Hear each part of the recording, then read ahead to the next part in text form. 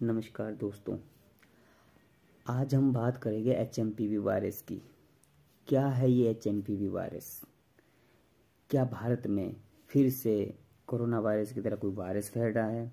क्या भारत में फिर से लॉकडाउन की सिचुएशन बन रही है? आइए हम जानते हैं इस वीडियो के माध्यम से। HMPV वायरस यानी कि ह्यूमन मेटापन्यूमो वायरस।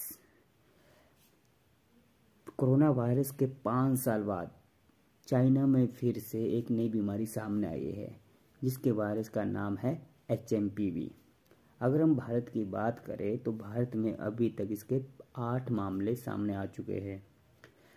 भारत में अगर बात करें जो इसमें सबसे पहला मामला जो सामने आया था वो आया था बेंगलुरु में एक छोटी बच्ची में। कोरोना वायरस की तरह ही ये वायरस भी भारत में धीरे धीरे फैल रहा है। इसकी सिम्टम्स की बात करें, जैसा आपके कोरोना वायरस में सिम्टम्स हैं सिमिलर इसमें भी वैसा ही सिम्टम्स सामने आते हैं।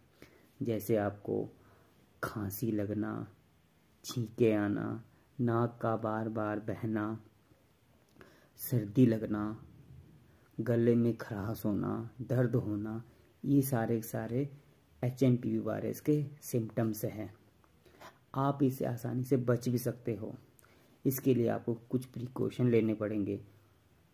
जैसे अगर आपको खांसी आती है, स्नीजिंग आता है, तो आपको साबुन से अच्छे से हाथ धोने पड़ेंगे। बार बार अपने हाथों को सैनिटाइज करना पड़ेगा। अगर कोई किसी को कोल्ड है, खांसी है, जुकाम है, उससे थोड़ी सामान्य दूरी बनाए रखें। अगर आपको खुद है तो आप प्रिकॉशन लें, किसी व्यक्ति से दूर रहें, अपने आप को सैनिटाइज करें।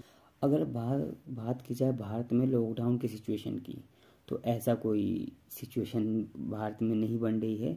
आप लोग बेचिंत रहें, भारत में कोई लॉकडाउन नहीं लगने वाला है और ना ही कोई ऐसी भयानक सिचुएशन भारत में आने वाली है जैसा कि सुनने को आ रहा है।